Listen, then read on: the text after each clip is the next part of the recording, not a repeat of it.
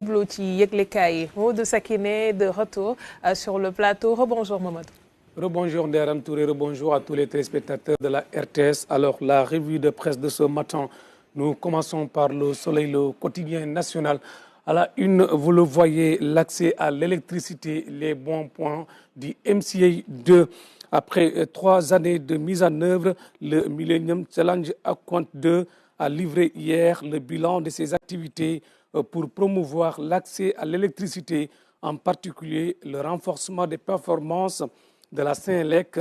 D'après le Soleil, le MCA2 a permis de relever le taux d'accès national à l'électricité à 84% en 2023, soit 98% en milieu urbain et 65% en milieu rural.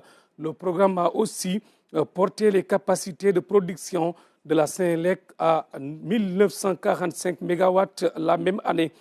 Financé en grande partie par les États-Unis, le MCA2 prendra fin en 2026. Ndeye Aram Touré, c'est à lire dans le quotidien national Le Soleil.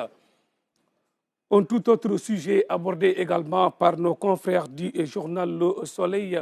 Vous le voyez à l'image, convoqués pour diffusion de fausses nouvelles, Bougane Gueye Dany, Cheikh Yérim Seck et Kader Dia libre, nous dit le journal Le Soleil. Vox Populi également parle de la même affaire, vent de détente. Bougane, Yérim et Kader relâchés, leur dossier est classé sans suite. Ce qui fait dire à Bespi le jour que le ballon se dégonfle. Vous le voyez ici, Bougane Gueye, Cheikh Yérim Seck et Kader Dia libres plutôt. Alors, depuis quelques jours, nous dit le journal, la machine judiciaire s'est emballée avec une série d'arrestations d'hommes politiques et des journalistes pour des délits d'opinion, constate Besbi le jour. Il ajoute des arrestations qui ont soulevé une vague de réactions du côté de la société civile et de l'opposition, mais aussi des organisations de presse. Alors, la coordination des associations de presse CAP réagit dans Vox Populi. Vous le voyez, leur libération est une victoire pour tous nos concitoyens qui considèrent que la liberté de presse et la liberté d'opinion sont des droits consacrés par la Constitution. C'est à lire dans le quotidien Vox Populi. Ndeye Aram Touré, nous parlons des élections législatives du 17 novembre 2024 avec l'Observateur qui barre à sa une, vous le voyez, investiture, Macky liste ses malaises, les cas gênants de Fabien Toundiaï, Oumar Youm ou Diouf Sarr, la révolte couve au sein de l'APR, nous dit le quotidien du groupe Futur Média, qu'il dit également dans un style calembour, Amadou balise, seule sa voix. C'est un style calembour, vous le voyez, le bas en jaune.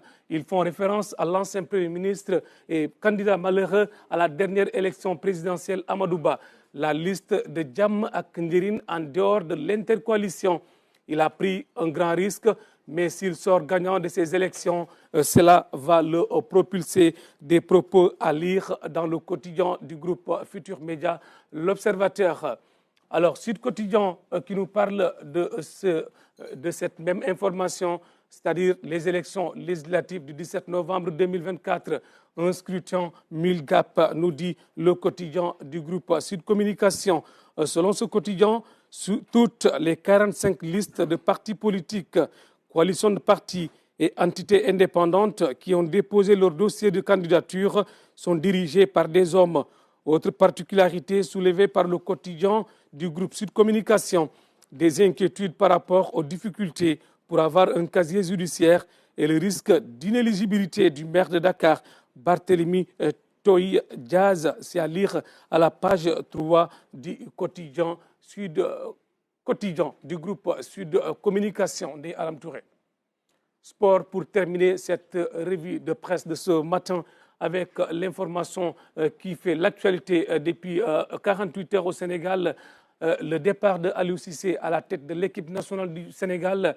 Aliou Goloko, journaliste sénégalais spécialisé en sport, en parle. Il fait son choix, nous dit Tribune Sport.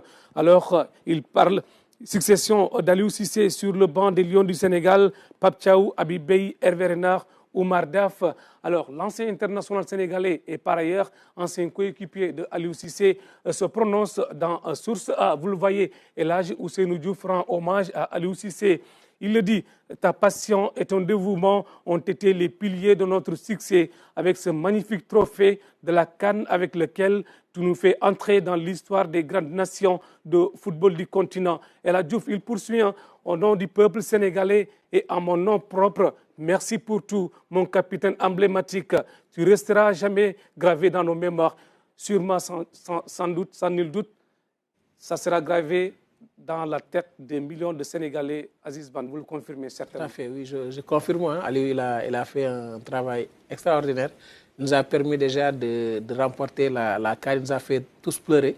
Je pense qu'aujourd'hui, il nous faut aussi un autre Aliou Cissé pour nous permettre à cette équipe nationale-là de remporter un autre trophée et d'inscrire le Sénégal au Panthéon. Merci Aziz et merci à tout le monde et bon week-end. Bon appétit. Merci. Je pense que tu peux commencer déjà à déguster. Je vais patienter un peu. Ah, tu vas patienter, ok, d'accord. Toi au moins, tu es bien, tu nous attends. Non, je vais patienter. Pas comme Diallo. Merci beaucoup Sakine, excellent week-end.